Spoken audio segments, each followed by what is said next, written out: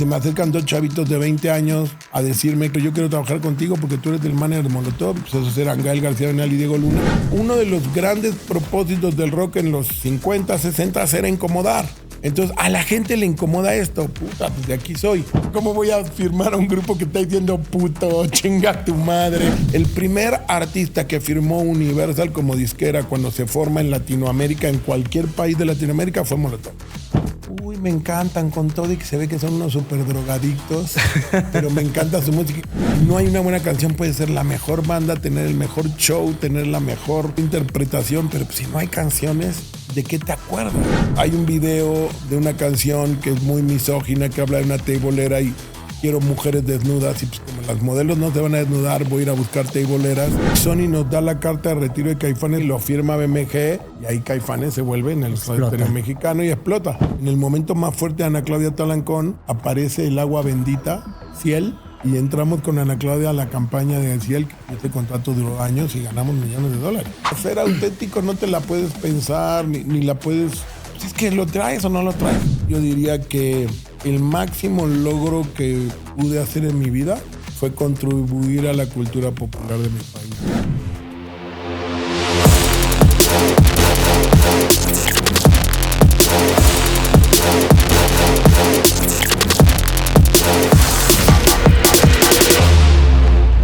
Hoy en Game Changers tengo el privilegio de presentar a un verdadero arquitecto de talentos. Un pionero que desde los años del rock en tu idioma hasta las alfombras rojas de Hollywood ha dejado una huella profunda en la industria creativa de México y América Latina. Jorge Mondragón, o el Mondra como lo conocen muchos, no solo ha representado a artistas como Gael García, Diego Luna, Ana de la Reguera, Molotov, Café Tacuba y Luis Gerardo Méndez. Ha sido mucho más que un manager. Ha sido brújula, espejo, socio, mentor y confidente para generaciones de creadores. En esta conversación íntima hablamos de intuición, de propósito, de los inicios organizando tocadas y vendiendo discos en la calle. Hablamos de censura, de autenticidad, de reinvención constante. Pero sobre todo hablamos de cómo se construye un legado no desde la fama, sino desde el talento, la credibilidad y la pasión por las ideas. Jorge no se mueve por la viralidad. Cree en lo que tiene alto valor nutricional para la mente.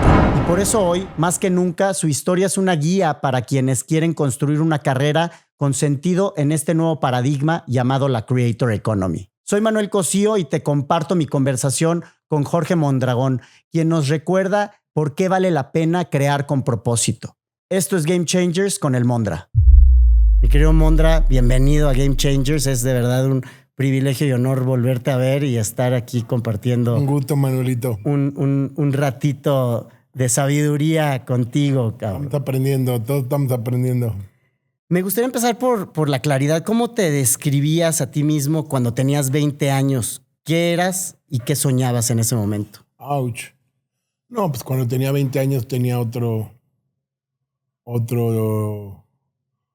visión. O sea, en algún momento quise ser actor, porque mi padre era actor. Sin embargo, empecé a trabajar con actores cuando mi papá ya ni siquiera vivía. Cuando llegó lo de la música, fue realmente por casualidad. Pero yo creo que como todo niño a los 20 años pues, te describes como un soñador, ¿no? Me encantaba el fútbol americano y yo decía, ¿y por qué no nací en Estados Unidos y con cuerpo de jugador de fútbol americano? Y luego el ver a mi papá actuar y ver a toda la gente alrededor de mi familia actuar me llamaba la atención porque siempre siento que desde chico fui como muy descarado. Pero bueno, yo creo que a esa edad todos somos unos soñadores, ¿no? Estamos como soñando qué pasará en el futuro, qué me gustaría hacer, a dónde me gustaría ir. Bueno, yo creo que seríamos más soñadores de niños que... Y lo ideal es no dejar de ser soñadores, pero de chavos somos más todavía. Y no dejar de ser también niños alimentando a ese niño, ¿no? Yo perdón, no sé si soy un adulto chiquito o un niño grandote. Siempre ser una combinación de ambos. ¿Hubo un momento o experiencia puntual que te dio claridad y dijiste, a esto me quiero dedicar? Pues mira, yo caí en lo de las bandas por pura casualidad. Insisto, mi papá era actor, entonces yo me metí a estudiar actuación en lo que era la escuela de la ANDA, la Asociación Nacional de Actores. Terminé 3 años y luego mi papá me empezó a ayudar hacer cosas en Televisa. Pero en ese entonces podemos ser totalmente abiertos y nadie se vaya a molestar, porque hoy en día la generación de cristal... Aquí se molesta la generación con de todos los cristal que le cambien. Que le cambien de canal. En ese entonces, si no eras guapo, no eras puto, no funcionabas en la tele. Entonces yo no era ni guapo ni puto. Entonces no funcioné y me volví nini. Y siendo nini, empecé a salir de noche y a hacer fiestas. Y un día, por alguna razón, fui a comprar un libro y de repente me gustaba el reggae porque realmente era bien pacheco. Y de repente veo a una banda anunciada en el Fondo de Cultura Económica de allá de ¿La Condesa? No, la de Coyoacán, ¿cómo se llama? Miguel Ángel de Quevedo. Miguel Ángel de Quevedo, que decía Blitz, rock y reggae martes y jueves. Y yo dije, chinga, una banda de rock en el 82, 83, de reggae en México. Y fui a verlos y empecé a visitarlos, empecé a invitar a mis fiestas, luego empecé a ayudarles en sus conciertos. Luego un día estábamos no me acuerdo qué antro, no me acuerdo si era antes de Rocotitlán, se llamaba La Rocola, o dónde estábamos, y el cantante, que era el que manejaba todo, estaba haciendo prueba de sonido, entonces alguien tenía que ir a hablar con el gerente del lugar y fui yo, y a partir de ese día pasé de ser roadie a pasar a ser manager, pero cuando me di cuenta que realmente quería hacer eso, cuando me di cuenta que me apasionaba el rollo de la música, del estilo de vida, de lo que pasaba alrededor de los músicos. Y vuelvo a lo mismo, al ser nini, pues no tenía que preocuparme por la comida, no tenía que preocuparme por la ropa, no tenía que preocuparme por el techo, mi papá me lo daba. Y entonces tenía una manera más relajada de dedicarme a hacer lo que quisiera. Mi papá, cuando yo le dije que quería ser actor, no en mala onda, porque lo entendí mucho tiempo después, le dije que quería estudiar para ser actor y mi papá me dijo, para ser actor se nace, no se hace. Y entendí perfectamente lo que él me dijo después. Y después la música, no sé, algo pasó en mí. Siempre fui, te digo, primero escuchar reggae, luego después de reggae no me gustaba, me acuerdo, el rock de los 60, 70 y del reggae pasé a escuchar un rock como más indie, más británico y siempre fui como muy cercano a la música, pero te diría saber por qué no, más bien era melómano. Ahorita dices que eras nini, pero ya estabas haciendo fiestas. ¿Dónde hacías esas fiestas? No, las fiestas las hacía porque en los 80s la onda en la ciudad era hacer las fiestas de luz y sonido. Ibas y rentabas una casa en el Pedregal, te ibas a las tiendas de música que había ahí en Cuauhtémoc, rentabas el audio, rentabas unas luces y ibas, hacías un flyer, rentabas la casa, y cobrabas la entrada. Una fiesta y cobrabas la entrada y rogabas que no llegara la policía. Pero tampoco te podía decir que de eso vivía porque era muy complicado el hacer la fiesta, el generar ingresos, los gastos versus los ingresos y luego qué tan seguido lo podías hacer. Sin embargo, hacía eso y el día que invité a una fiesta que yo hacía en casa de unas amigas en Cuernavaca a una banda de reggae, ahí cambió mi vida porque me di cuenta que cuando ya no era poner discos o poner cassettes en un equipo, sino ya era el involucrarte con una banda en vivo, cambiaba toda la experiencia. Ahí me quedé más cercano a la banda y dejé de hacer fiestas y me quedé ya trabajando con la banda. O sea, tu primer... Sí, se llamaban Blitz, rock y reggae, y yo tenía un bocho. ¿Y de dónde eran ellos? Ellos eran 3 mexicanos y el cantante era de Belice. Entonces el cantante era negro y tenía esa pronunciación de ese como inglés británico. Entonces por eso sonaba muy bien el reggae. Y pues yo tenía mi bocho, entonces yo los ayudaba a ir a rentar el equipo, cargar los equipos, llevarlos al lugar, conectar. Pues era así tonto. Pero por eso la parte de las fiestas pasó muy rápido. O sea, me dediqué a hacer fiestas, pero antes de que empezaran a hacer negocio, se cruzó esta banda y de ahí me fui directo con las bandas. ¿Y qué te movía en esos inicios? ¿La pasión por la música, la rebeldía o el deseo de conectar? No, la pasión por la música. Era algo, en ese entonces no todo el mundo escuchaba reggae. Yo me acuerdo muy bien el día que mi vecino, sus hermanas eran más grandes que yo, una de ellas tenía un novio gringo o canadiense. La cosa es que entré a la casa y me acuerdo que veo un vinil con una portada de un tipo que parecía como un volcán, como una montaña. Y me llamó mucha atención la portada y pues era Bob Marley Uprising. Wow. Que ves así como él con sus dreadlocks como si fuera un volcán. Sí. Y lo pongo y por primera vez oigo el reggae y el sincopado y no lo entendí, ¿no? Porque pues yo escuchaba rock y de repente dije, qué cabrón, este ritmo está como raro, ¿no? Pero pues yo era pacheco, entonces obviamente fue muy fácil después entenderle. Entenderle fue así como, ¡ay! ¿Por qué funciona tan bien con esto? Y ahí me hice súper melómano del reggae y me fui muy fan de todas las bandas del reggae. Y no me gustaba el rock. Me acuerdo que mis amigos escuchaban Led Zeppelin y Yes y todo eso. Y pues para mí no me atrapaba. No me atrapaba. Hasta que un día escucho una banda que otra vez me vuelve a generar ese mismo clic que me pasó cuando oí a Bob Marley, que era un ritmo sincopado, pero sonaba diferente. Y esa banda tenía un primer disco y se llamaba The Police. Y pues era la primera banda que hacía como ese puente entre el rock y el reggae. Y luego sacaron un disco que se llamaba justamente Regata de Blanc, que era como reggae de blancos. Y ahí me empieza a gustar el rock porque era ese ritmo sincopado, reguezoso que yo estaba acostumbrado a escuchar, pero ya con una visión británica, no jamaiquina, y con un rollo diferente. Y a raíz de The Police empiezo a descubrir las bandas inglesas en esa onda, cuando The Police era súper indie. Y ahí es donde realmente creo me vuelvo paso del reggae que poca gente escuchaba a ese indie inglés que en ese momento pues Police no era tan popular como llegó a ser, porque todavía era Regata de Blanc, hasta el tercer disco con el du da da da es cuando es del madrazo. Y yo siempre creo que fue por la música.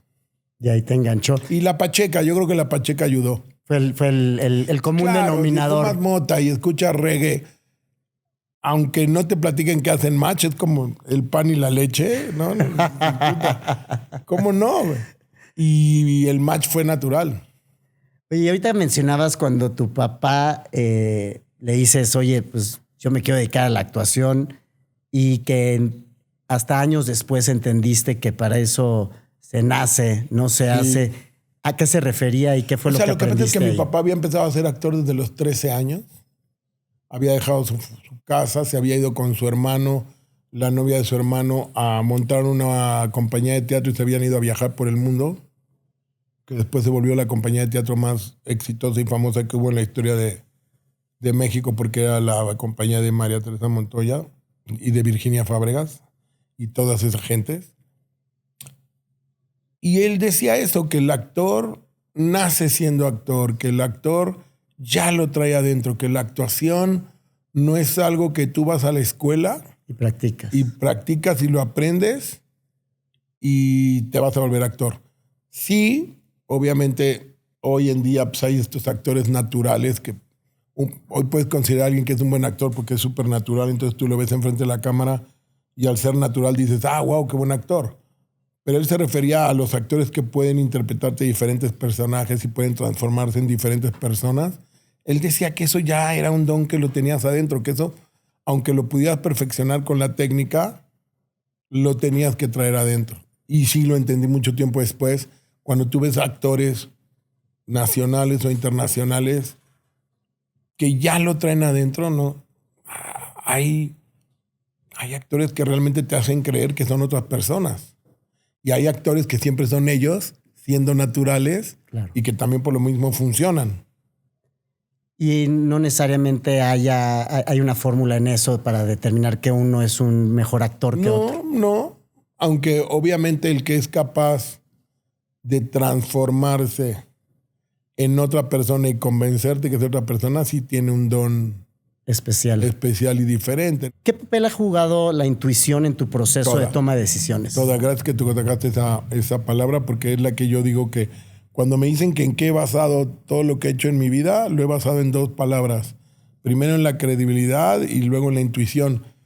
La intuición es como un don, como una magia, como una percepción que tienes, donde la echas a volar, intuyes algo y después te das cuenta si tu intuición funcionó o no en lo que intuiste. Entonces yo digo que con el tiempo, viéndolo deportivamente, es como si tuvieras un porcentaje de goleo o un porcentaje de bateo en el cual te das cuenta cuántas veces soltaste la intuición y acertaste y cuántas veces soltaste la intuición y fallaste. Y si tu porcentaje de goleo es mayor y acertaste más veces, la empiezas a soltar más y la empiezas a soltar más y le empiezas a creer más y empiezas a tener más confianza en ella. Claro. Conforme tu intuición acierta cada vez más veces de las que se equivoca. Y la vas calibrando también. No, yo no creo que la puedas calibrar porque ¿cómo calibras la intuición? Puedes tener una experiencia de decir, ok, ya en el pasado me pasó esto y entiendo y todo. Pero la intuición viene de algún lugar de nosotros que yo no sé si es calibrable, porque también puede ser, no quisiera ser muy técnico, en el que si a la intuición le echas mucha cabeza, entonces por ahí ya no es intuición, sino claro, ya está queriendo... Ya está la lógica está dominando. Queriendo influenciar la intuición. Claro. Por eso entonces no sé si es calibrable. No, yo creo que la verdadera intuición sale de algún lugar y ya luego es tu cabeza la que la analiza, pero no puede ser calibrable porque entonces si no sale primero de un pensamiento más que de un sentimiento, ¿no? Porque también pareciera que el ser humano aprende más de las veces que se equivoca que de las veces que acierta. Claro. Y yo creo que hay que aprender de ambas, porque cuando aciertas tienes que analizar en qué le atinaste y por qué y qué hiciste bien. Y cuando te equivocas tienes que hacer el mismo proceso. Y obviamente el que te equivoques es muy sano, porque si no entonces empiezas a perder el piso, empiezas a creer que eres Juan Camané y empiezas a creer que te las sabes todas. Y creo que eso también es súper nocivo para tu intuición. Claro. Porque entonces luego ya la estás soltando por soltarla sin realmente sentirla. Y yo sí creo que la intuición se tiene que sentir, te tiene que dar miedo, te tiene que dar inseguridad, te tiene que dar seguridad, te tiene que dar algo en el momento que intuyes y por lo tanto la sigues. Sí, esas ñáñaras, esas maripositas, ¿no? No sé si viene de una parte muy cerebral y racional. Luego la racionalizas y dices, mira, esto que sentí aquí quizá lo puedes racionalizar y tratar de usar como antecedente. Pero no creo que la intuición pueda ser muy racionalizada. Sí, al menos en mi punto de vista, ¿no? Sí, sin duda, o sea, y teniendo claridad y teniendo la intención, la intuición, sin duda la vida nos da pruebas para comprobarlo, ¿no? ¿Cuál ha sido una de las primeras crisis fuertes que enfrentaste como manager o como empresario, de las cuales más aprendizaje hayas tenido? Crisis. Quizá fue hasta tiempo después, no fue al principio. Porque al principio pues, te encuentras un artista y medio empiezas a saber qué hacer, cómo tocar, dónde tocar, porque con las bandas primero la bronca era dónde tocábamos en vivo en una época en donde no había lugares donde tocar, ¿no? Si llamo crisis, sería cuando me di cuenta que tu propio éxito se puede volver en tu contra. Cuando haces tan bien la chamba, que desarrollas tan bien la carrera de un artista y se vuelve tan popular que luego se vuelve un ser desagradable. El artista. Claro. Y egoísta, y ambicioso, y mala onda, y la falta de gratitud o de... La actitud o el dinero, la fama y la fortuna son bien peligrosas. Entonces, cuando he hecho tan bien las cosas que he creado que el artista se vuelva tan grande que luego pues, cada quien por su inseguridad o su personalidad cambia, y pues es válido que cambiemos, ¿no? Yo también, a mí me pasó 20 veces el creerme Juan Camané y luego darme cuenta que no. El chiste es que tan rápido tengas tu chip de procesar la realidad y lo que está pasando, pero pues hay gente que pierde el piso, ¿no? Y si tú eres una persona que todo el mundo viene a decirte, ay, eres un chingón, eres un chingón, eres un chingón, pues quizá hay un momento en que te creas que eres un chingón y entras en una zona de confort. Y sí hay veces que esa misma gente con la que tú has tenido puro récord de éxito se vuelve un ser desagradable y entonces ya te quiere decir qué hacer porque ya no escucha qué hacer, sino él ya sabe qué hay que hacer. ¿Y consideran que el manager en ese proceso al principio el manager maestro, es el que los va a ayudar y los va a guiar? Y después yo ya aprendí y ahora ya... Y después es su asistente. Y tú estás aquí gracias por mí, a mí. Y digo, sin No quiere mencionar... decir que siempre pase, pero al Pero sin hablar de mencionar crisis, nombres, ¿ha habido algún momento en donde una situación como esa, pues, Muchas. con el nivel de involucramiento y de pasión, Muchas. te haya roto el corazón y hayas dicho... Es más, fíjate A que la loco, no chingada sé con esto. si leíste cosas mías o estás atinándole también a las palabras. Porque ninguna mujer en la vida me ha roto el corazón hasta el día de hoy. Para bien o para mal. Nunca una relación amorosa con una mujer me rompió el corazón. Pero sí los artistas, muchos.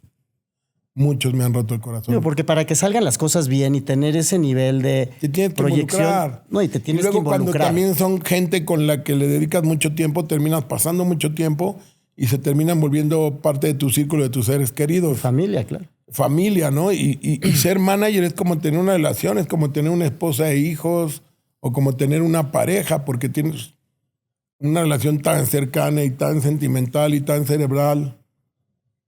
Con las bandas no hay sexo, obviamente. Pero bueno,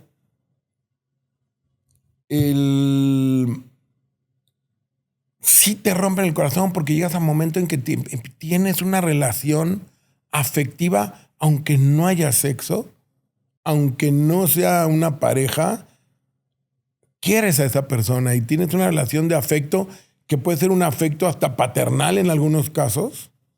Y es como cuando un hijo le rompe el corazón a un padre. Nunca una mujer me rompió el corazón, y artistas, pero muchísimas veces, y generalmente por ego o por dinero. ¿Y ha habido algún momento en el que después de ese nivel de involucramiento o de que ya te había pasado y te volvió a pasar, hayas dicho a la fregada con esto, o eso fue lo que te llevó a dar el giro de las bandas a la actuación? No, obviamente con el tiempo tu corazón se va haciendo un poquito más duro. Resiliente. Sin embargo, es difícil decir que tu corazón se va volviendo más duro porque si realmente sientes, no es duro. Sí te va cansando cuando te pasa muchas veces. En el caso de las bandas, pues solo trabajas con bandas. Obviamente te cansa. Pero también te cansa el vivir de gira, tener éxito. Con Molotov hubo un momento en que teníamos 180 shows al año. Quiere decir un día sí, un día no. No vivías en tu casa. No vivías en tu casa, vivías con una maleta. Si tenías una novia, pues te tenía que estar esperando toda la vida y terminando después de un tiempo mandándote a la chingada o se cansaba de esperar. O te pasaba lo de... ¿Cómo se llama esa película? De Groundhog Day, del que despiertas claro. y siempre es el mismo día. Claro. Pues había meses en que tú estás de gira en los festivales en Europa. No sabes ni dónde y estás. Todos los días te despertabas y era la misma cosa, que te despertabas en el autobús, bajabas, estabas en medio del campo, tenías que ir a buscar dónde eran las regaderas, dónde era el camerino, dónde era el catering, hacer pruebas de sonido, el show, pum, terminaba el show, ibas a ver otras bandas, te subías al camión, seguías la fiesta en el camión, te dormías y al día siguiente otra vez exactamente igual, otro bosque, otro lugar, hasta que después de la noche 10, de la noche 15, entras en ese rollo de como si fuera un loop y tienes ganas a veces de estar en tu casa. Y sí, después de 27 años de girar con las bandas, más me empezó a cansar, fíjate, más que los artistas. En el caso de la música me cansó la industria discográfica. La industria discográfica pasó de ser el que te ayudaba a grabar los discos y a promocionarte a no hacerlo y querer ahora dinero de tus shows y de tu querer más. Como ya no se vendían los discos, querían dinero de tus shows, querían dinero de tus... merchandising y todo. De tu merchandising y de todo. Y entonces en un momento dije, qué hueva, ¿no? O sea, ¿por qué ya no vas a quiero trabajar? jugar este yo ya juego. no quiero trabajar. Yo no quiero trabajar para la disquera. Estoy dispuesto a trabajar para el artista, pero la disquera debería trabajar para mí. Y más le sumas que estás de gira todo el tiempo. Más le sumas que no ves a tu familia o a tu chica. Se vuelve pesado. Y en el caso de eso, la música... Porque yo primero dejé la música en una etapa cuando pasó lo que llamaría la primera ola, que fue rock en tu idioma, hasta llegar a Caifanes, por ahí. Dejé la música, ya no quería estar en ella. Y yo, ya habiendo estado retirado de la música, es cuando me regresa Miki a mi casa a buscarme con un cassette y lo escucho y digo, wow, esto no va a pegar, pero va a estar muy divertido. Y era Molotov. Y dije, bueno, pues no sé si esto va a pegar, pero va a incomodar. Y ahí vuelvo otra vez a la música. Hasta llegar un momento en que a Molotov le está yendo muy bien y viajas por todo el mundo y empiezas a vivir las consecuencias negativas. y se me acercan 2 chavitos de 20 años a decirme que por qué no trabajaba con actores, y yo les decía que no sabía nada de actores, que no entendía el negocio, y entonces uno de ellos, que fue el que se me acercó primero, me dijo, no te preocupes, lo vas a aprender, pero yo quiero trabajar contigo porque tú eres del manager de Molotov y yo no quiero trabajar con nadie de este género. Entonces a ese chavito de 20 años le dije que sí. Al día siguiente su mejor amigo me llamó y me dijo, yo también quiero trabajar contigo. Y pues esos eran Gael García Bernal y Diego Luna. Y entonces cuando empecé a ver lo que empezaba a pasar con los actores y el cine, pero yo tenía que estar de gira en Europa a la distancia, dije, puta, si no me bajo de este barco, más bien no de este barco, si no me bajo de este autobús, voy a chocar con él.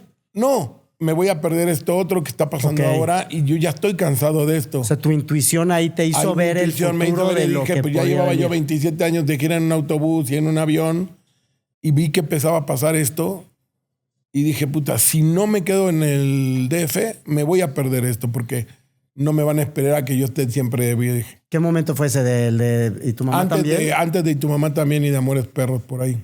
Que justo ayer, antier, sí estaba viendo que cumplió... Fui, ya estuvimos en el Palacio de Bellas Artes. 25 años.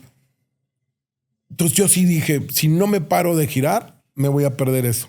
Y no sabía qué iba a hacer eso, pero yo solo sabía que mi intuición me decía que era algo nuevo, que no había hecho antes, y que también era arte, y que la banda que yo había conocido por la música, o sea, yo cuando nosotros empezamos a tratar de hacer que México escuchara rock en español, en ese entonces la radio más importante de rock era WFM, entonces había que ir a platicar con el director de la radio, que era el locutor más importante de la radio, para ver si tocaba música en español, y ese locutor era Alejandro González Iñárritu.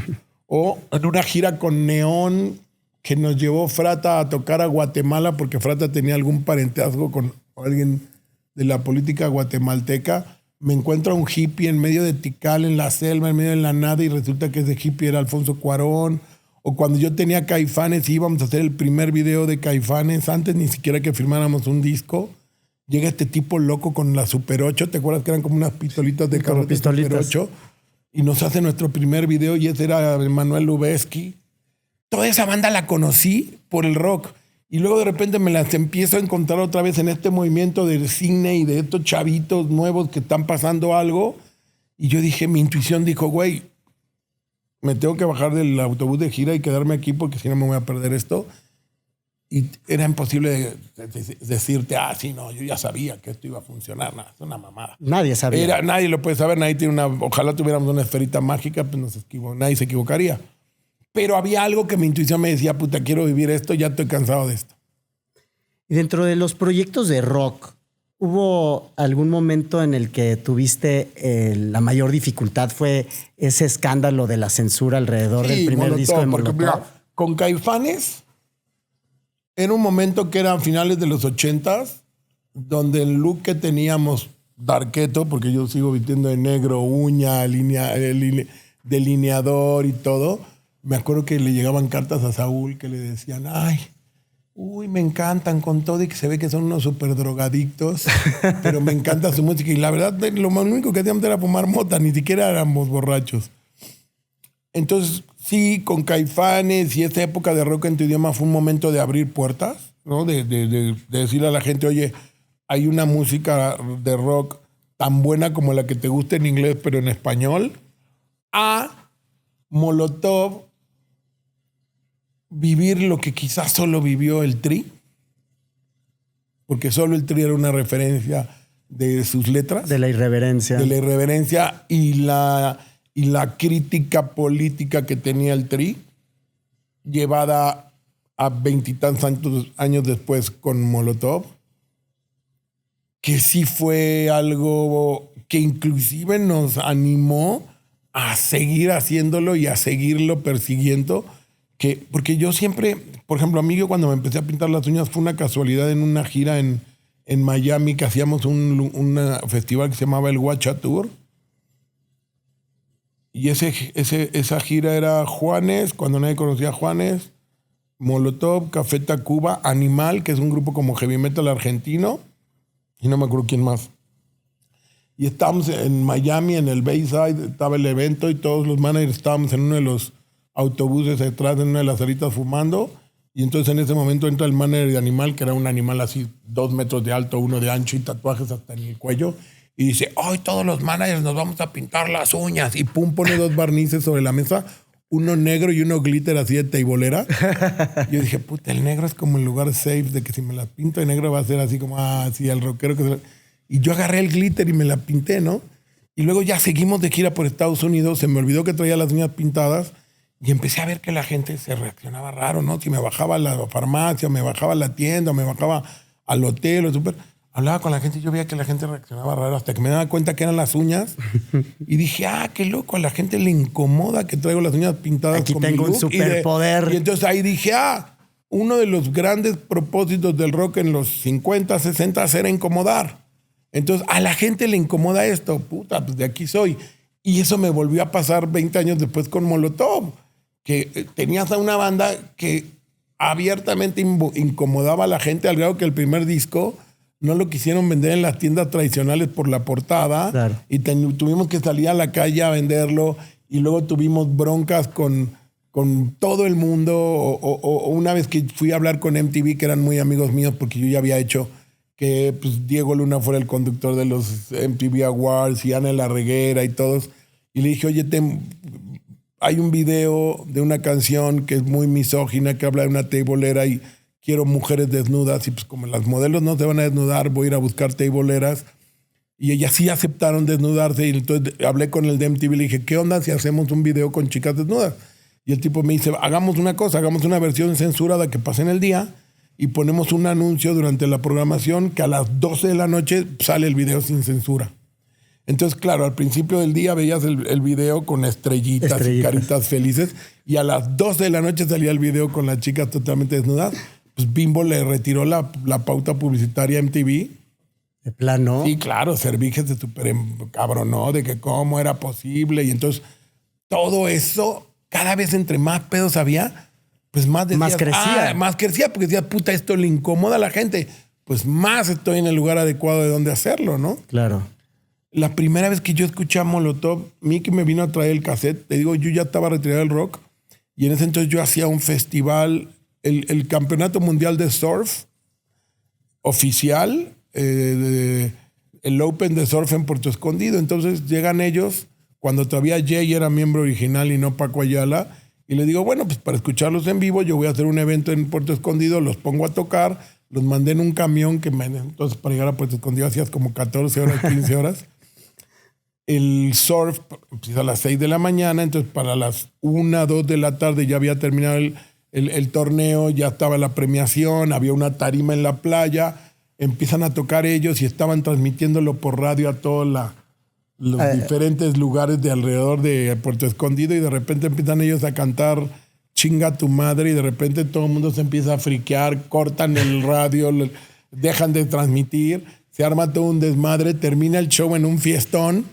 Nos vamos a nuestros hoteles, nadamos, nos vestimos y como a las 6, 7, 8 de la noche salimos a lo que era el Adoquín, que era como el lugar cool de Puerto Escondido para ir a los antros o a los restaurantes o whatever.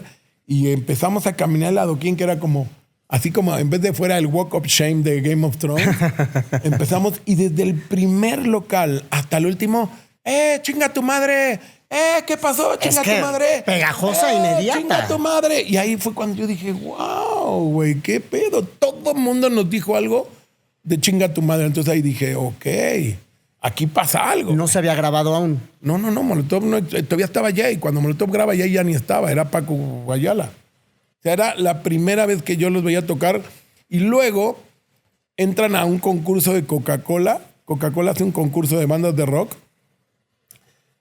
Y el premio era una lana y grabar un disco. ¿Y quién gana el concurso? Molotov. Y obviamente Coca-Cola no los quiso firmar ni les quiso dar la lana. Porque decía, puta, ¿cómo voy a firmar a un grupo que está diciendo puto, chinga tu madre? Pues esas fueron las cosas que dijimos, ¿le incomoda a la gente? De aquí soy. ¿Y cómo fue ese proceso de convencer, ya teniendo el proyecto, a una disquera y a... Fue muy loco porque... tener un lanzamiento que abrió puertas y cambió el... Fue muy loco porque primero yo tenía un muy amigo mío que trabajaba, en ese entonces se llamaba Polydor. en Argentina. Él era el presidente de Argentina de Polydor. Era muy amigo mío y me manda a hablar con el de Polygram México para que le lleve yo el demo. Y lo que yo le pido para grabar el disco, me acuerdo claramente que el presidente, que era brasileño, me dice, no, bicho, lo que tú me pides para grabar este disco tendría que vender 50,000 copias para recuperarlo. Este disco vendió 4 millones de copias. Y luego armo unas tocadas en el Rocotitlán de cuando era ahí en Insurgentes, en el segundo piso, y empiezo a invitar disqueras. Y venían con sus esposas o algo porque era de noche y empezaba a tocar Molotov y como a la tercera, cuarta, quinta rola se iban. Hasta que yo había hecho con BMG Ariola todo lo de Rock en tu Idioma y el que era el director de BMG Ariola, MCA Universal era un sublabel de BMG, deciden lanzar por primera vez Universal Latinoamérica, entonces se separan de BMG, montan su propia oficina y abren Universal a Latinoamérica, y el tipo que estaba en BMG lo contratan para que se quede en Universal, y con él ya me había visto hacer Rock en tu Idioma, y él fue el primero que me dijo, güey, y para eso yo cuando tenía Neón, que era el papareo, Oscar López en paz descanse, trajo un producto. Vino Miguel Mateos a tocar aquí, y Oscar López era el manager, y fue cuando el momento de nene, ¿qué vas a hacer en Rock en tu Idioma? Y entonces el guitarrista, que era Ulises Butrón, produce a Neón, el baterista, que era Alejandro Mateos, produce a Alquimia, y el bajista, que era Cachorro López, produce a Caifanes, y esos son los primeros 3 grupos que firma BMG Ariola. Después de la oleada de todas las bandas argentinas y españolas, son los 3 primeros mexicanos que firman. Y queda tan mal el disco de Neón que Oscar López manda a traer a otro amigo suyo argentino que vivía en Los Ángeles para regrabar 1 o 2 canciones a ver cómo salvaba el disco de Neón. Y ese productor que trae para regrabar Juegos de Amor, el papareo, se llama Gustavo Santaolalla. Nada más. Y así es como llega Gus y nos hicimos muy amigos. Entonces yo ya conocí a Gus y cuando yo tenía Molotov, primero se lo ofrezco a Cachorro López, que había producido a Caifanes. Lo llevo al Chopo a ver a... No, ese fue Café Tacuba, estoy pachecando. le ofrecía Café Tacuba a Cachorro López, fue a verlos y me dijo, no me gustan, no tienen baterista. Y yo le dije, no mames, pues eso es lo interesante, güey, claro. No tienen baterista. Entonces luego voy y se lo enseño a Gustavo y a Gustavo le súper encantaron. Gustavo decide producirlos. Y yo estando en EMI y Julio Sanz, en paz descanse, estando en EMI, igual se va a Warner, los firma en Warner, y como ya había pasado eso, cuando sale Molotov, vuelvo a buscar a Santaolalla y le voy a decir, oye, pues ahora tengo otra vez otro grupo que creo, porque en ese momento Café Tacuba marca un cambio. ¿El de dónde jugarán las niñas? Sí, claro, es producción de Santaolalla. Y ya había pasado eso con Tacuba, entonces le vuelvo a llevar a otro grupo que es Molotov, le digo, oye, pues ahora creo que otra vez tengo otra banda en esa onda, y los escucha Santaolalla, me dice, a huevo, los producimos, y entonces ahí es donde Jesús López dice... Este es el nuevo lanzamiento. El primer artista que firmó Universal como disquera cuando se forma en Latinoamérica, en cualquier país de Latinoamérica, fue Molotov. Y con Gustavo Santaolalla, que ya Gustavo Santaolalla pues, ya había producido todo. O a gran parte, ¿no? Pero por lo menos ya Café Tacuba, Juanes, algunos de por ahí. Y ahí es donde dice, agarro a Molotov. Igual lo mismo. Es ese rollo de incomodar, que de ahí nace el rock and roll, que siempre fue incomodar. El rock siempre ha sido incómodo. Aquí pues, se ha perdido, ¿no? El rock and roll ya dejó de incomodar hace mucho tiempo, y menos ahora, insisto, con las generaciones de cristal que les dices algo incómodo y puta, se vuelven en contra tuya, ¿no? Como si todos fueran bien moralistas. Pues ahora no hay rock and roll. Pues no, Zoé. Y tiene ya 20 y pico de años, ¿no? Regresando, pero... 7 Foro. No, 7 GNP. GNPs. No, y el otro día vi un post que me encantó que decía, si Luis Miguel es el sol de México, entonces León es la luna. No, o sea, vi que estuvo buenísimo Espero ir ahora a los de noviembre. ¿Y por qué pasa algo así también en el rock and roll? Luego hay esos zonas de confort donde haces 2 o 3 rolas buenas y ya luego rellenas el álbum con otras rolas. ¿Y cuántas veces compraste un disco y había 2 o 3 canciones buenas y lo demás era una mierda?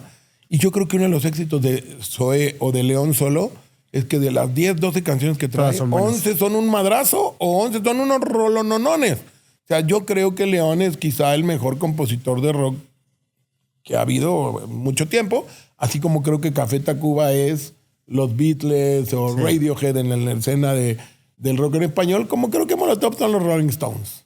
Sin duda. Sin ¿No? duda. Y que salen a tocar y les pongas a quien les pongas en vivo. He visto hasta bandas gringas tambalearse de tocar a la de Molotov por el nivel de interpretación poder que tienen arriba del escenario y el poder que hay, ¿no? De su música, su interpretación y luego las letras, ¿no? Ahorita que hablabas de la época de rock en tu idioma, y sin duda fue pues, tu bebé, ¿no? Y realmente el que el rock en español se posicionara de manera comercial tan potente durante que es mediados de los 80s, principios de los 90s, sí.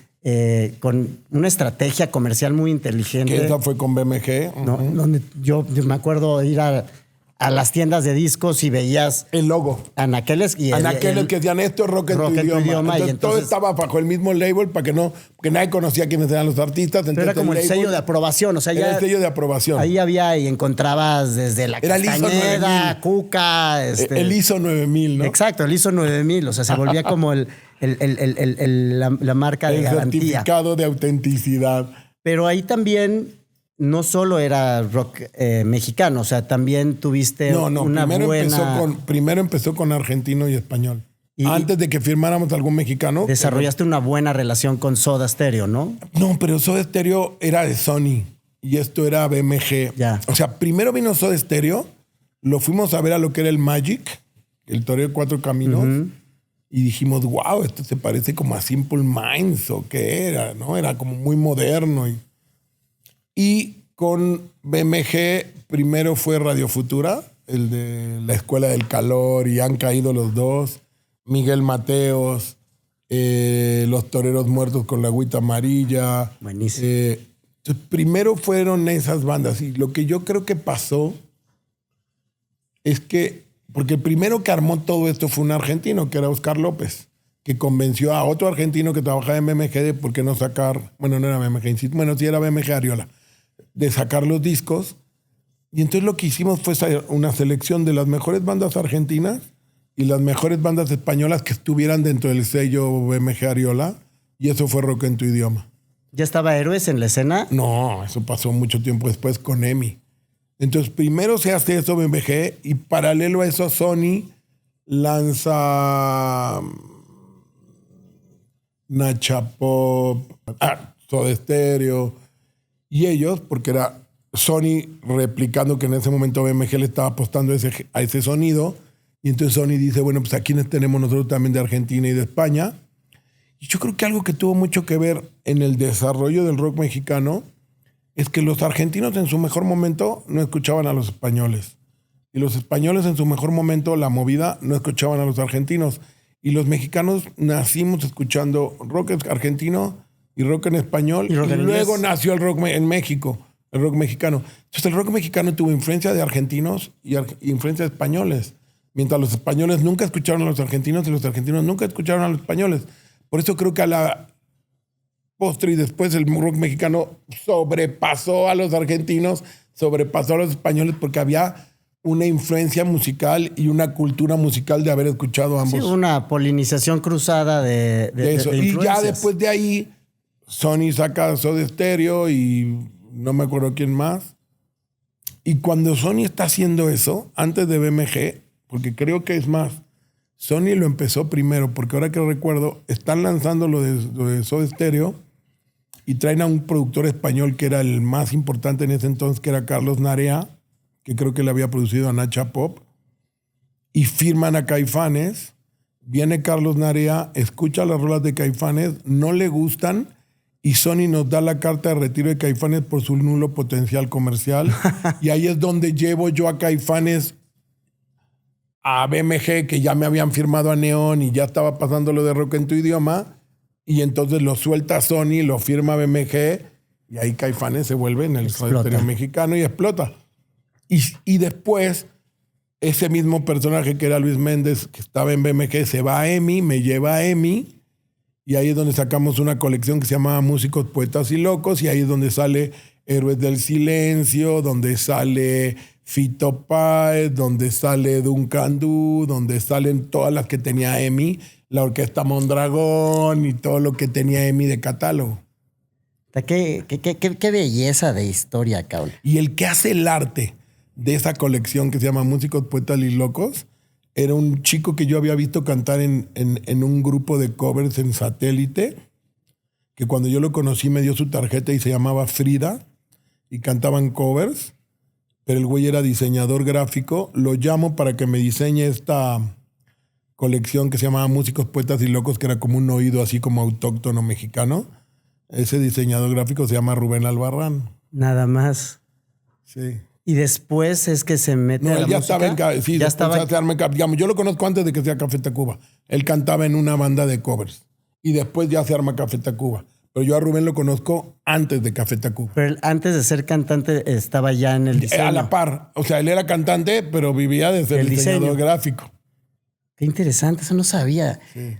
Ahora, en el éxito también ha habido momentos de fracaso. ¿Cuál ha sido tu relación con el fracaso a lo largo de los años? Aprendizaje, insisto, porque el fracaso es lo que te hace poner los pies en la tierra, el no creerte que eres Juan Camaney. todopoderoso.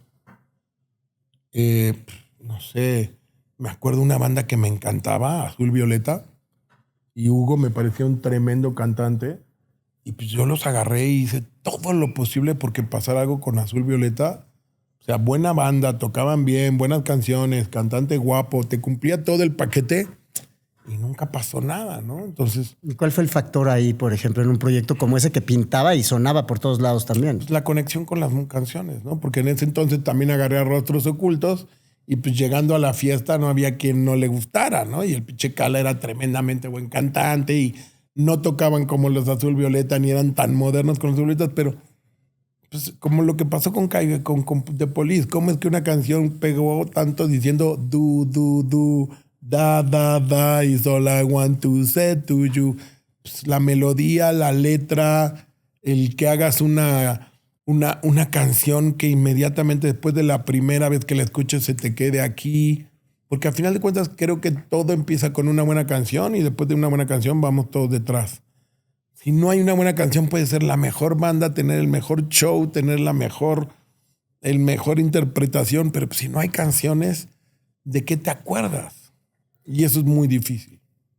O sea, superar el dolor nos da fuerza, pero convertirlo en acción es realmente lo que cambia la historia. ¿Cómo traduces una visión en acción concreta dentro del mundo del entretenimiento? Yo no sé si nada más en el mundo del entretenimiento en general, a cuánta gente se le ocurren ideas y cuánta gente realmente las ejecuta y las lleva a cabo. Todos podemos ser soñadores, todos podemos tener la mejor idea del mundo, pero el chiste es llevarla a cabo. Y el problema que tiene el mundo en general, no nada más del entretenimiento, es que todo el mundo tenemos 1000 ideas, pero muy pocos las llevan a cabo. Llevarlas a la acción. Entonces el pedo es llevarlas a la acción, ¿no? Está bien chingón tener 20 ideas y decir, ay, a mí se me ocurrió primero, sí, pero pues el güey la hizo, tú no la hiciste.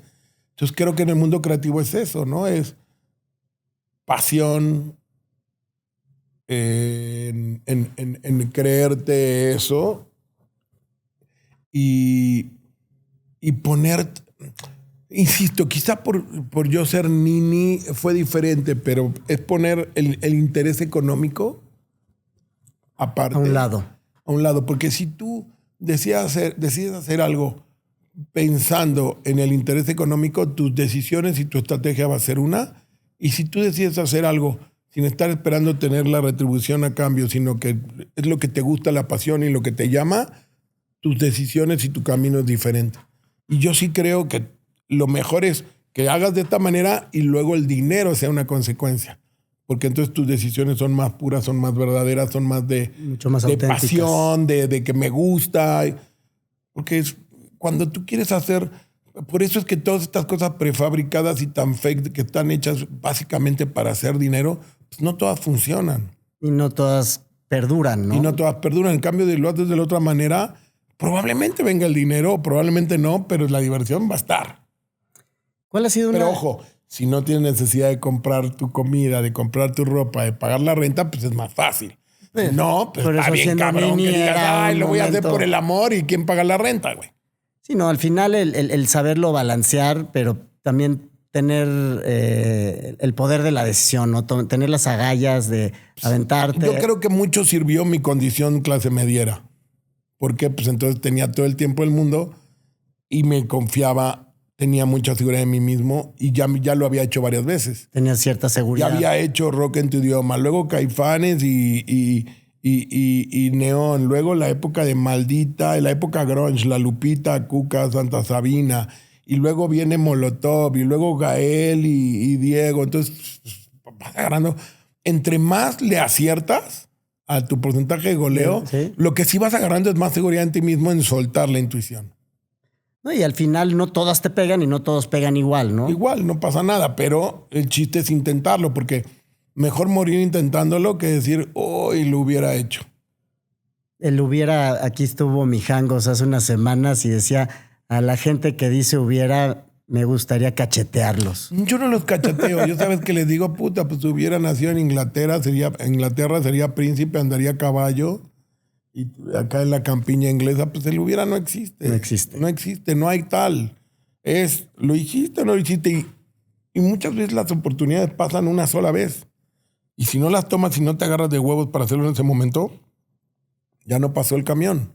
Por eso también es la intuición y luego la rápida reacción de decir, ¿me trepo o no me trepo? No, yo creo que aparte el arrepentimiento después de no haberlo hecho Uy, es eso mucho más es doloroso horrible, que el horrible. dolor de haberte Te estás equivocado. flagelando, las veces que me he flagelado, decir, puta, cómo no lo hice, puta, cómo no reaccioné de esa manera, es horrible. Prefiero decir, la cagué, pero me aventé. Me aventé. Es como con las mujeres, más vale pedir perdón que pedir permiso. No tengas miedo, díselos. Ya después si ella te manda la chingada, ni modo. Pero ¿y si no te manda Pero la lo chingada? intentaste. Pero ¿y si te dice que sí más rápido de lo que pensabas? Estrellita. Más rápido pasas a la parte bonita. ¿Cuál ha sido una de las decisiones más difíciles pero necesarias que has tenido que tomar por el bien de un artista? Por el bien de un artista, o sea, no por mi bien. ¿O por tu bien? No, porque es muy diferente cuando es por tu bien, ¿no? Porque, pues, por ejemplo, cuando dejé el rock and roll, Fue por ti. fue por mí, ¿no? Yo estaba con Natalia Lafourcade.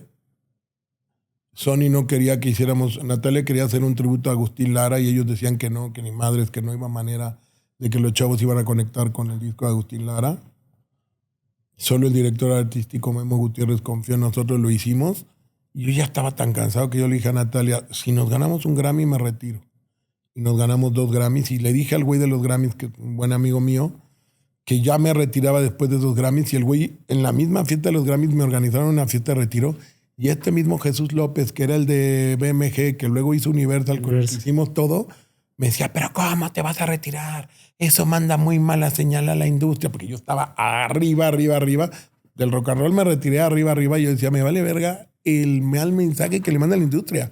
Yo estoy pensando en mí y yo ya no quiero seguir en esto y ahora encontré a los actores y ahora voy para allá.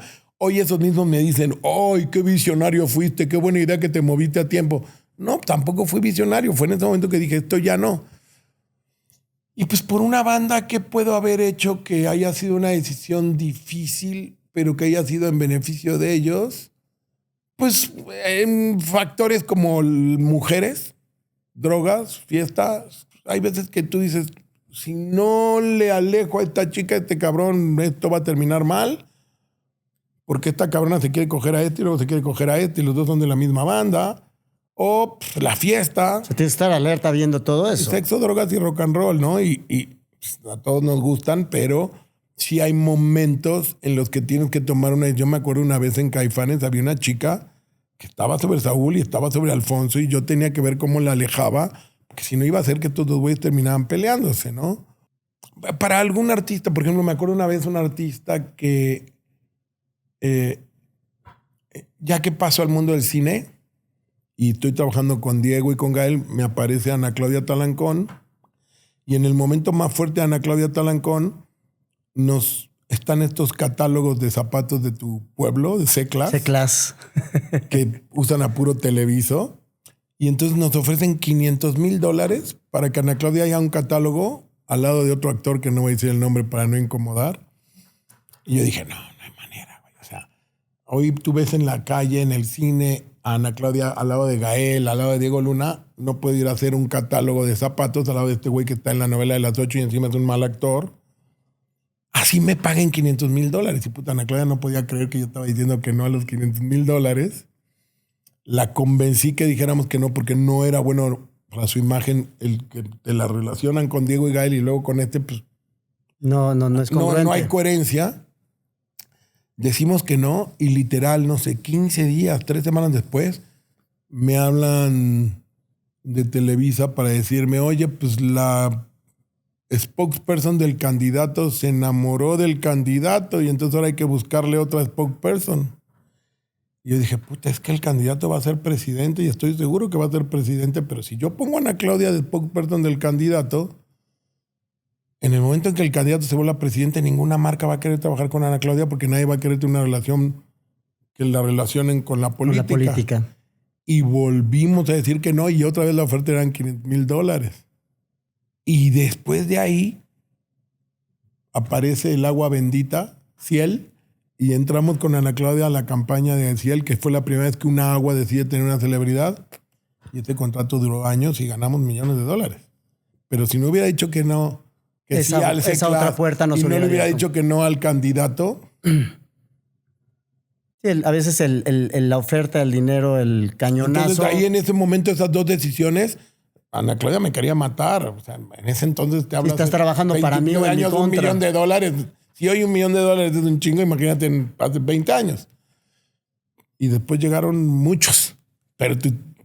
Pero fue por yo seguir tomando la decisión de lo que creí que era lo correcto. Entonces sí era una cosa que afectara, pero después, te digo, pues, vino el agua bendita y pues, nos bautizó a todos y ya todo cambió y ganamos 10 veces más que eso, ¿no?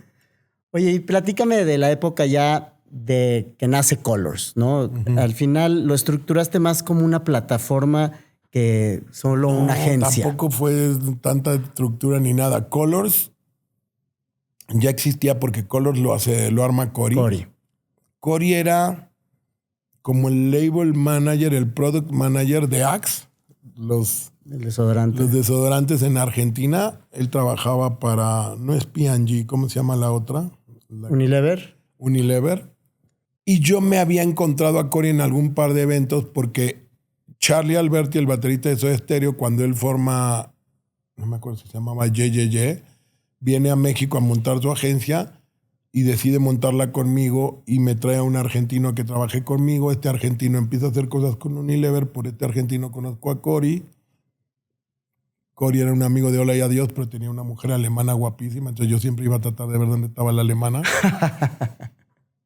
Y un día en Playa del Carmen, cuando apenas Playa del Carmen empezaba y Tulum ni existía, yo ya hacía ya fiestas en el año 99, 2000.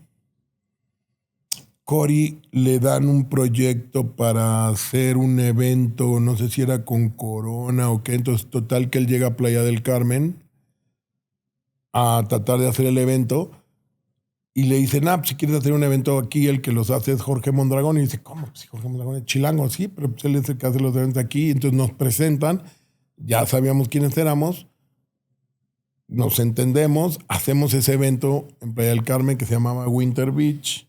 Nos asociamos para Winter Beach y de ahí empezamos a hacer una serie de proyectos donde éramos socios por proyecto y él arranca con Colors ese primer año y yo siendo manager, mi management no tenía nombre, era yo, Jorge Mondragón, y después el segundo paso fue rentemos una casa y trabajemos juntos, tú tu oficina de Colors, yo mi oficina de management y seguimos socios solos por proyectos. Que era la oficina aquí en La Condesa. Ajá, hasta que después de ahí, yo buscando socios, un día me di cuenta que mi mejor socio lo tenía ya dentro de la oficina y ahí es cuando decidimos asociarnos, no ya nada más en los proyectos puntuales, sino en todo.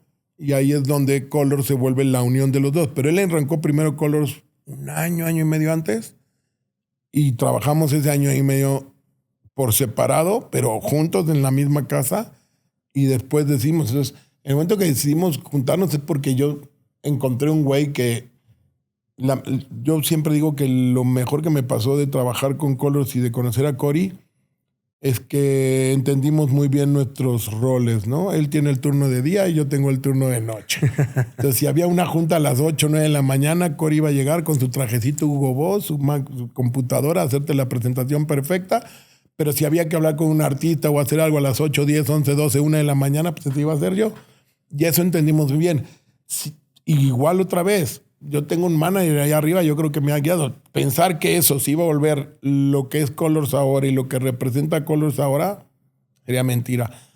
Quizá Cory por ahí en algún momento dijo, quiero hacer una agencia de publicidad como los argentinos, porque él vivió en Argentina y cuando vino a México se dio cuenta que creativamente en México no había agencias creativas como sí había en Argentina, porque pues, nos caigan bien o nos caigan mal, los argentinos siempre han tenido una gran creatividad. Claro. Y por eso en el mundo de la publicidad, en el mundo, en el país que vayas, hay un argentino.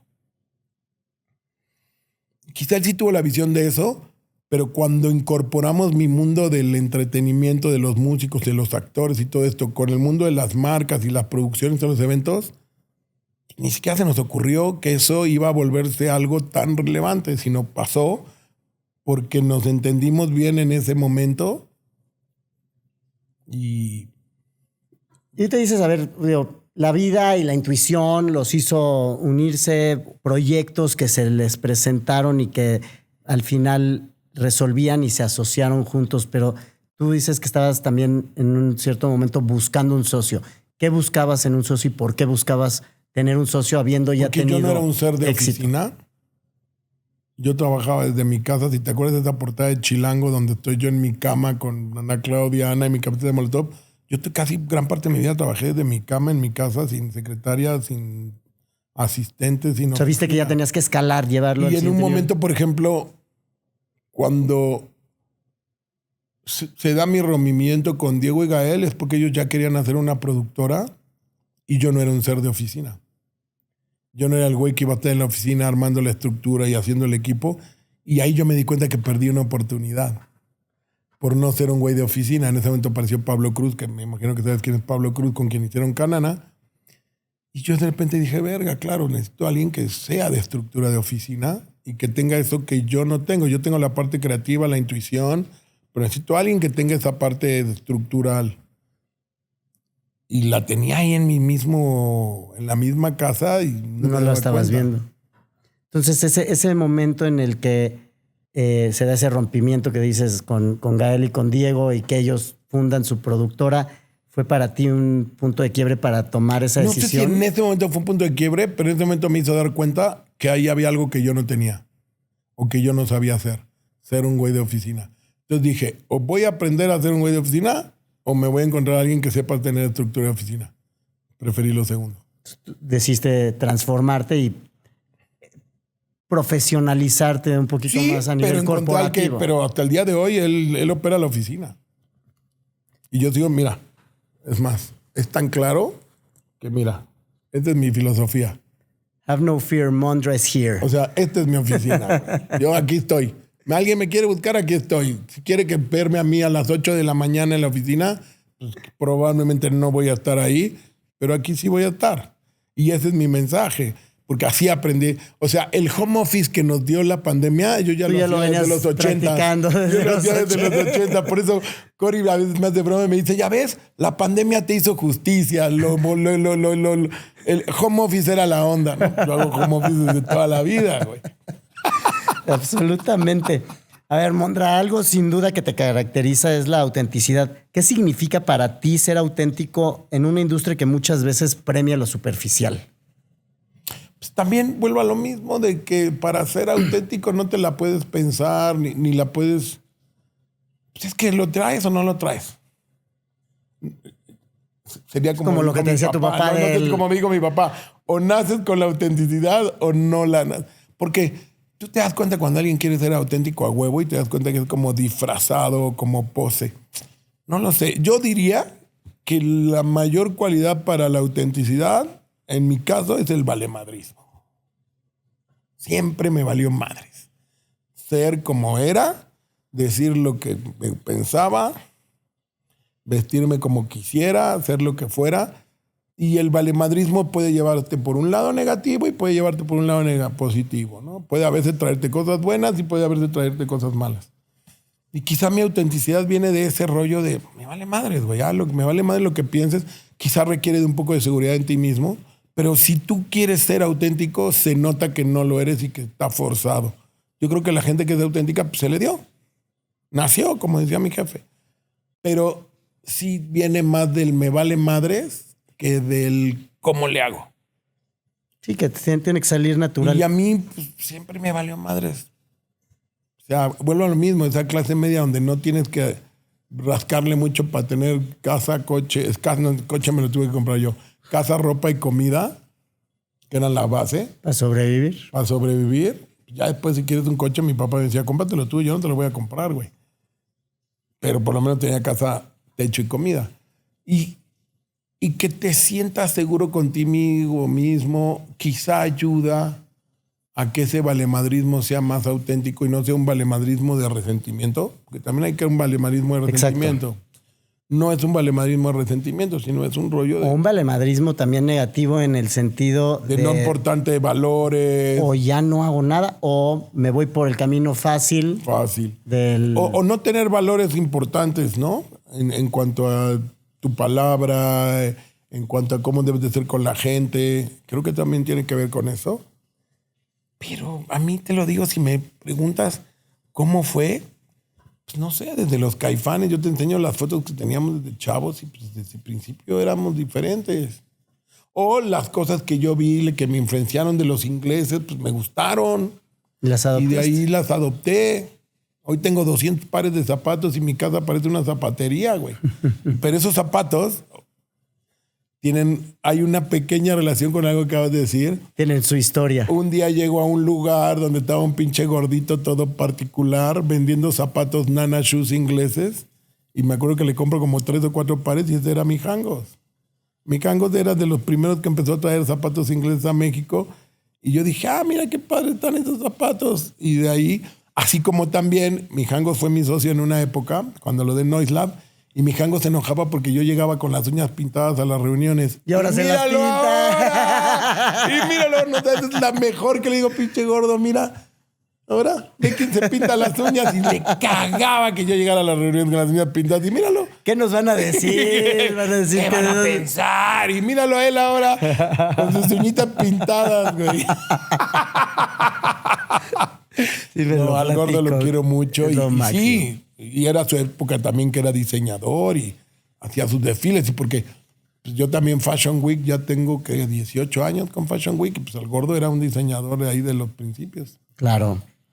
Has dicho que no trabajas con artistas que valen por sus redes. ¿Por qué esa postura? Pues porque las redes llegaron mucho tiempo después. Y mi manera de escoger artistas viene de una época en que las redes no existían. No había ni celular. Entonces... ¿Y ahora? ¿Puedes entender ahora lo que valen las redes? ¿Puedes entender que ahora un artista, si quiere algo, tiene que ponerle atención a las redes? Por ejemplo, ayer tenía yo una charla con una actriz muy importante, de mucha credibilidad actoral, pero que le valen más de sus redes. Y yo le decía, ojo, también luego no me reclames si quieres que yo consiga un patrocinador, que el patrocinador vea tus redes y diga, no, muy chingona tu actriz, pero pues sus redes valen madre porque ya no le pone atención a tus redes. Por desgracia, hoy se han vuelto un requisito complementario de tu trabajo para poder comunicar. Yo, mira, mi último post de Instagram fue en el 2017, creo. No me acuerdo si 17 o 19, pero creo que fue en el 2017 la última vez que yo posteé algo en mi Instagram. Yo soy boyerista. Yo a mi Instagram me gusta ver. Pero postear, ¿para qué chingados quiero postear? ¿Dónde estoy? ¿Con quién estoy? ¿A dónde fui? ¿Qué me estoy comiendo?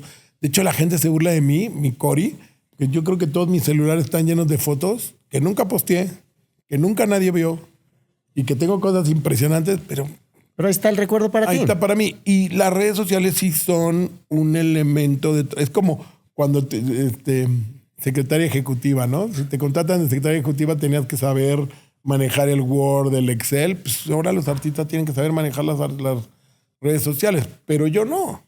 Mi oficina sí, y alguien en mi oficina maneja las redes sociales y Cori es más influencer que nada, pero yo soy yo, güey. Yo no tengo que manejar redes sociales.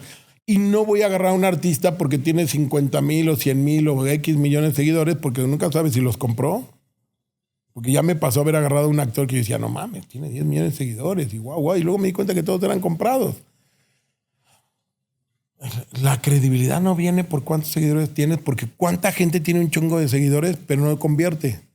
Cuánta gente tiene un chingo de seguidores pero no mueve o no transmite. Y porque muchas veces cuánta gente te sigue que en vez de ser tu fan nomás te está criticando. Y es esa generación de cristal. Entonces, son los seguidores, es un mundo en el que te hacen creer que eres importante. Pero porque mucha gente te sigue. Porque claro, porque hoy en día, yo me acuerdo cuando en la televisión los puntos de rating equivalían a 300,000 personas, como televisión. Y hoy alguien que tenga 10 millones de seguidores, pues tiene 30 puntos de rating más que el Canal 2. Sí, pero importa más el alcance y el engagement que tengan claro, con esa no audiencia. todo el mundo tiene. Entonces, creo que medir a alguien por sus redes sociales es muy superficial, porque es medir a alguien porque sea muy guapa, o medir a alguien porque tiene un buen coche, o medir a alguien por algo superficial. Es un mundo superficial, fake, que no te lo puedes creer porque todo el mundo está feliz en las redes sociales. Todo el mundo se la está pasando bomba en las redes sociales. Y en la vida real, por ahí no están comiendo, no se la están pasando bien y sufren un chingo para que esa foto salga perfecta y le hagan creer al mundo que Me tomaron 35 veces. me estoy pasando la vida de bomba y no es cierto. O ves al güey en el avión privado y resulta que se subió a un avión privado parado y te sacó la foto. Es algo muy superficial, creo. Válido, herramienta, hay quien sí lo sabe utilizar o hay quien sí comunica verdaderamente. Porque, por ejemplo, un Messi o un Cristiano Ronaldo que tienen más de 100 millones de seguidores, pues no es que lo estén buscando, les llegó porque, claro, porque son gente con un talento excepcional, pero es diferente. El talento, la fama, a veces dices, llega a subirse a la cabeza, a generar conflictos con los artistas. Tú has vivido momentos de gran éxito. ¿Cómo has aprendido a lidiar con ese éxito y el éxito de tus talentos a nivel personal para que a ti no Primero, se te porque suba? me han roto el corazón. Segundo, porque aprendí que más vale que trates bien a los que te encuentres de su vida, porque te los vas a encontrar de bajada. Y porque esto es como una rueda de la fortuna que subes y bajas. Y cuando estás arriba crees que eres el king of the world y que ahí te vas a quedar, y no es cierto. Lo más importante es mantenerte. Entonces, creo que tienes que subir y bajar varias veces para darte cuenta que mejor tú te ubicas en un lugar donde estés bien, estés cómodo, estés consciente, estés bien parado y ni te emocione cuando te vaya muy bien, ni te emocione cuando te vaya muy mal. Inclusive en alguna entrevista creo que vi a Robert De Niro decir lo mismo, ¿no? Una clave es ni te vuelvas loco cuando te va bien, muy bien, ni te deprimas cuando te va muy mal.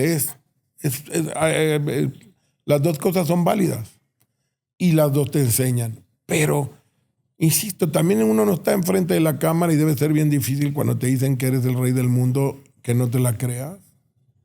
También por eso a veces creo que los artistas la tienen difícil y es fácil que pierdan el piso.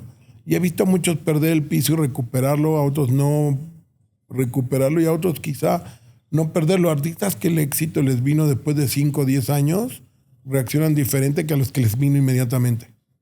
Generalmente a los que les vino muy rápidamente les pasa esos rollo de subir, bajar y luego asimilar. Y quizá a los que les cuesta mucho tiempo conseguirlo lo valoran de una manera diferente. En el mundo del deporte, del entretenimiento, vemos estos casos en donde los firman y de repente llega las carretadas de dinero y llegan, como mencionas ahorita, a la parte de arriba de la rueda de la fortuna y no se preparan para cuando hay una bajada. En tu rol como manager, como socio, como consejero de los talentos con los que trabajas, manager. Está decirles. Pero ¿cómo te involucras desde una perspectiva también de asesoría financiera de ahorita cuida, invierte en otras cosas, no te compres el problema es que el siguiente Ferrari? No los puedes obligar. sí tienes una responsabilidad de decirles, de aconsejarles, de inclusive presentarles a gente que les pueda servir para ello, pero al final La decisión es está en decisiones de ellos.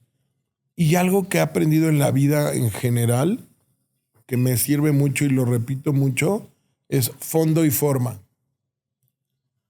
En el fondo yo puedo tener la razón, pero si no te lo digo de la forma correcta, quizá tú no lo asimiles y lo entiendas y lo aceptas.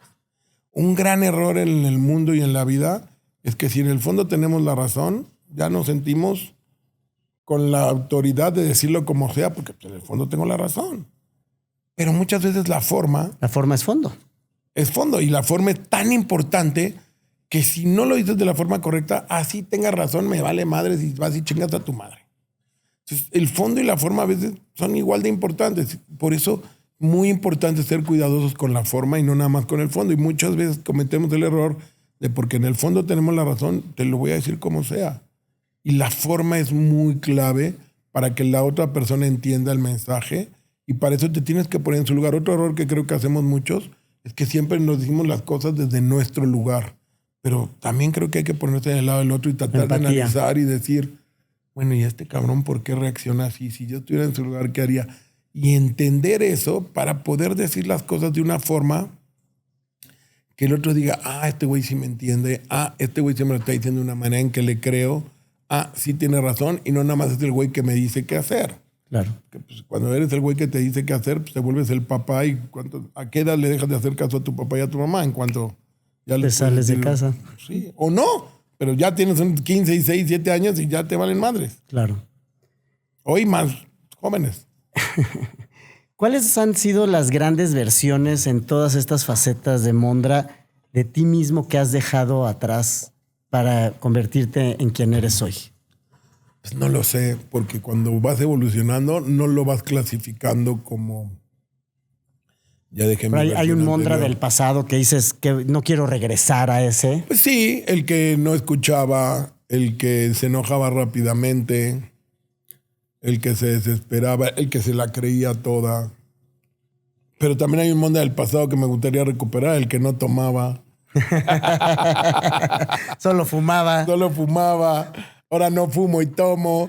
Pero es difícil decir, vuelvo a lo mismo, es la experiencia de la vida. Decir, en el pasado esto lo hacía mal y ahora creo que lo hago mejor. Pero también hay cosas que en el pasado hacía mejor y ahora los hago peor. ¿Y qué aprendizajes te han dejado las nuevas generaciones de talento?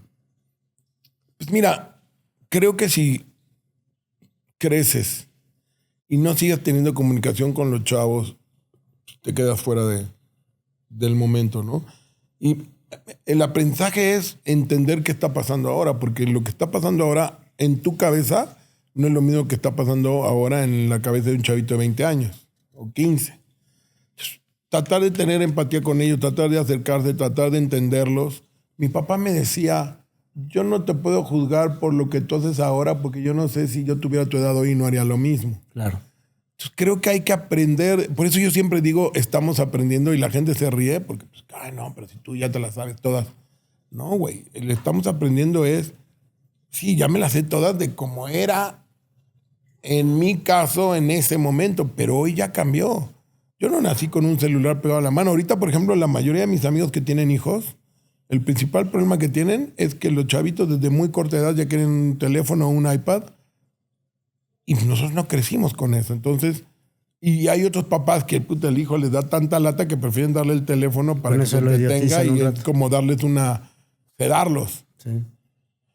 Sí hay que aprender de las nuevas generaciones, sí hay que aprender de ellos qué es lo que importa y qué es lo que no les importa y luego analizar en dónde están bien y en dónde están mal. Claro. Pero sí renovarte y refrescarte, porque creo que el mayor reto ante uno mismo es ver si otra vez puedes volver a hacer algo que ya hiciste, pero adaptado a cómo es ahora. Y para eso, pues, es renovarte. ¿Cómo entiendes el rol de manager como mentor o catalizador del propósito de tus artistas o talentos con los que trabajas?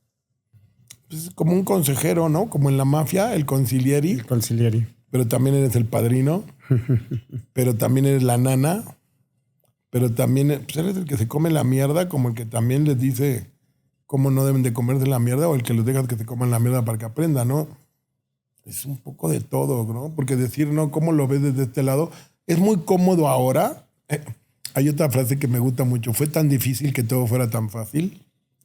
Puta, güey, fue tan difícil muchas cosas de las que me pasaron y de las que hice que hacen que ahora sea fácil el que, no, porque Mondra descubrió a tanto, si me viene a traer a este es porque algo debe tener bueno. Pues claro, ahí si tú dices, mira, pongámosle atención a esa florecita amarilla, pues la gente le va a poner atención porque ya algo tú sabe. descubriste muchas flores.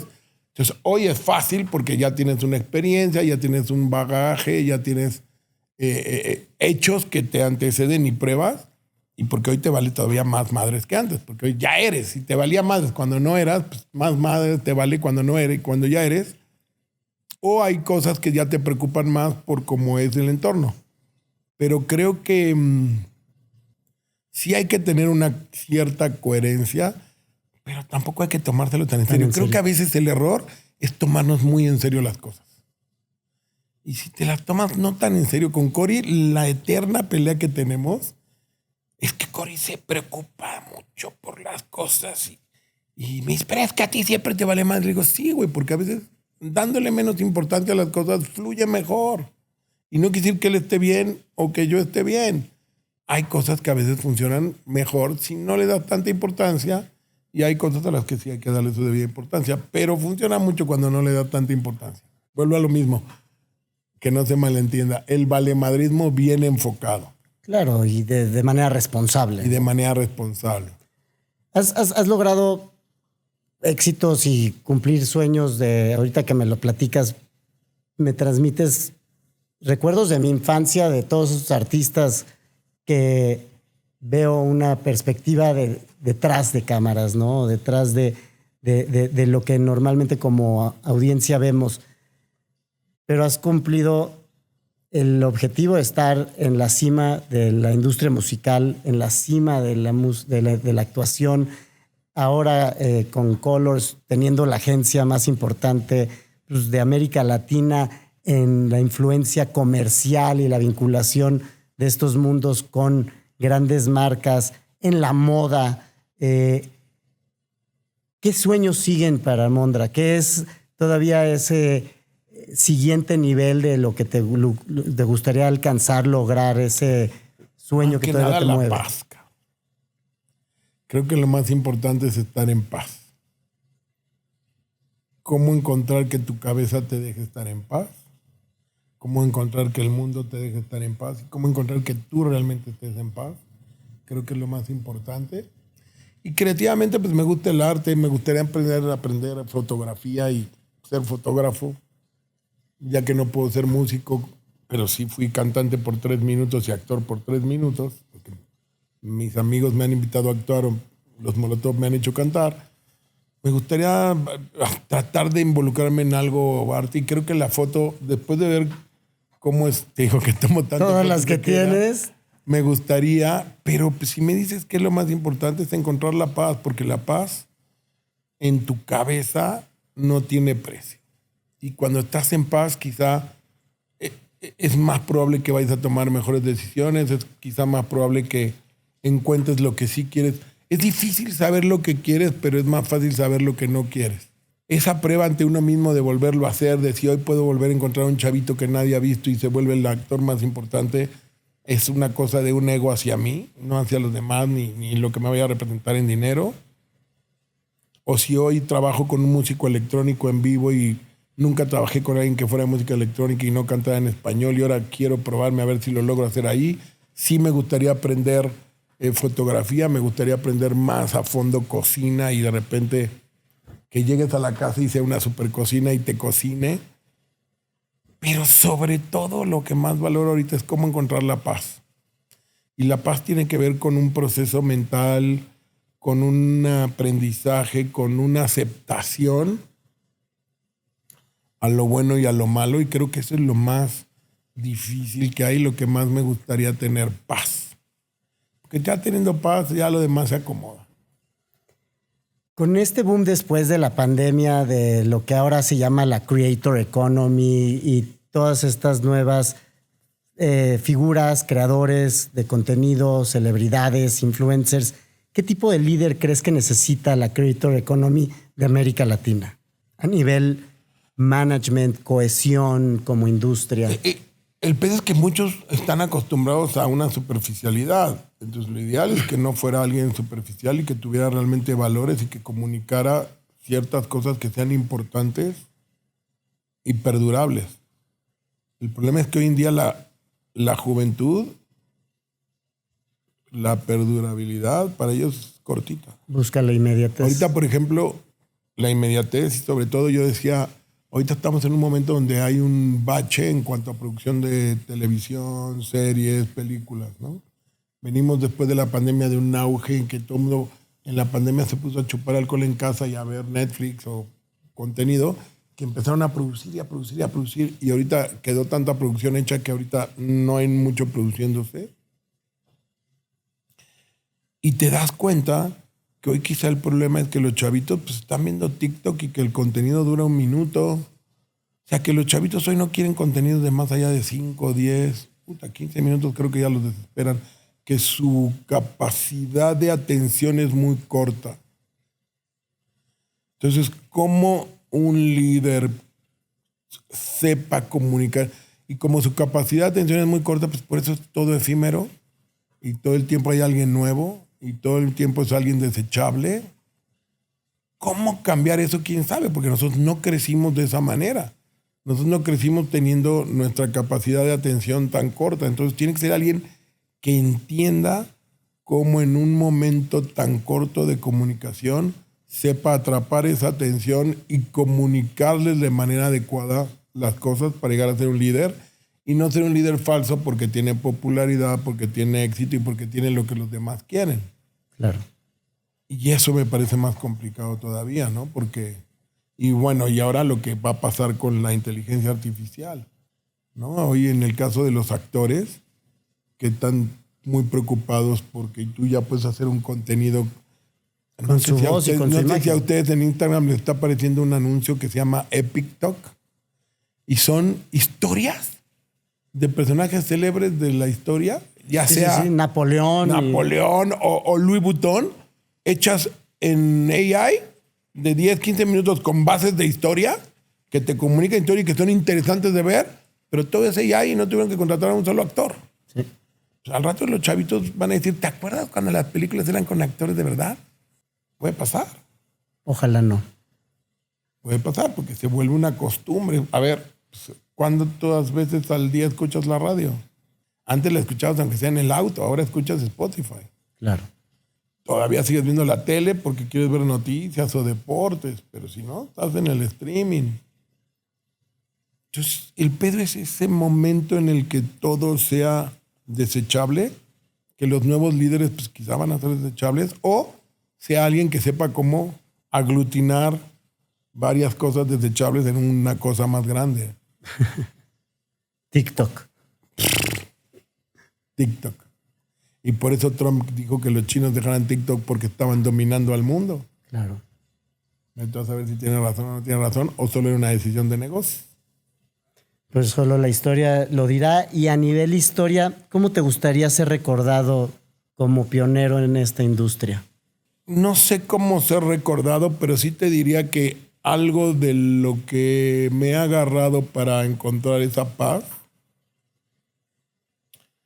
es que yo diría que el máximo logro que pude hacer en mi vida fue contribuir a la cultura popular de mi país.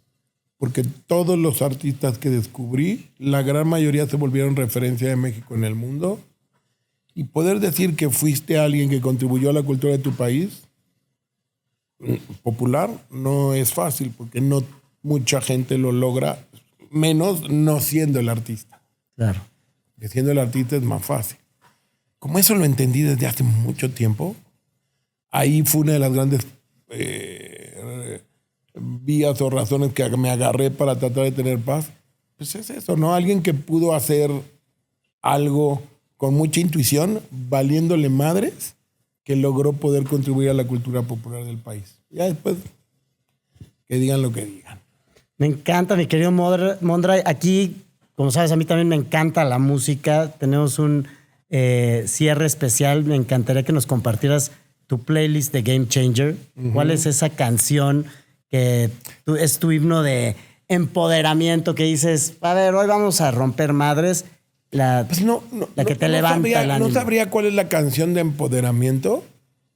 Sí podría decir que tengo una canción que la pongo cuando tengo ganas de ponerme feliz. No sé por qué, pero digo, ay, esta canción la pongo y me hace sentir feliz. Se llama This Must Be the Place de Talking Heads. Y no sé por qué la pongo y me pone feliz. Te pone de buenas. Y me pone de buenas. Pero puta, es que es difícil cerrarte una sola canción si te digo que vengo del reggae y que vengo de The Police y que vengo de todo el movimiento dark y de Cure y todo ese rollo y Soda Stereo y Caifanes y los Tacuba. Pero yo en un momento X digo, ay, me quiero poner de buen humor, pongo This Must Be the Place de Talking Heads y algo pasa con esa rola que me pone de buen humor. Y eso, con eso me conformo, con que me ponga de buen humor. Ya, si me empodera o no me empodera, por lo menos me hace sonreír. Y si ya estuviéramos escogiendo la canción para los créditos finales, ¿cuál sería? No sé, porque todavía hay oportunidad de que venga adelante esa canción. Sí sé que el título me lo dio Alfonso y sería Abriendo Puertas. Pero, pues, ¿cuál sería la canción? Pues, tendría que ser un reggae o algo en ese rollo downtemposo. ¿O no? ¿O Entonces, no? A ver, hoy te digo que escucho música electrónica, güey. Hoy ya no escucho rock. Me gusta el R&B. De repente, por ejemplo, en la pandemia, me dio por escuchar mucho Louis Armstrong. No sé cuál sería la canción. O de repente James Brown, I Feel Good. Es que I Feel Good. Gran rola. Mi querido Mondra, no sabes de verdad cuánto aprecio tu generosidad, tu tiempo y sobre todo esa riqueza que nos compartes. Este espacio realmente busca, a través de las historias de Game Changers como tú, inspirar a una nueva generación de creadores para salir de lo efímero, salir de lo inmediato, salir de lo fácil, esforzarse, darse salir del paso. aburrimiento. Salir del aburrimiento y atreverse a crear basado en las experiencias y en los aprendizajes de personas como tú y animarse a darle realmente un nuevo rostro a la creación de contenido que debe desbalancearse mucho más de lo que hoy domina con estos contenidos que realmente no son, ni siquiera nos acordamos qué vimos hace 15 minutos, pero llevamos hora y media enfrascados en un rabbit hole que se vuelve en las redes sociales, ¿no? Pero qué golpeado y lleno de canas está el nuevo rostro, hermano. No, hombre, mil gracias. Gracias a ustedes. Esperemos que les haya gustado este episodio de Game Changers. Pórtense mal para que les vaya bien. Pórtense mal para que les vaya bien. No sigan a Mondra en Instagram porque nomás los va a seguir a ustedes. Los voy a seguir a ustedes. Síganme para ver si me interesa seguirlo a ustedes, nada más. Esa es una buena estrategia. Ahí lo vamos a etiquetar. Nos vemos la próxima semana aquí en Game Changers. No olviden suscribirse.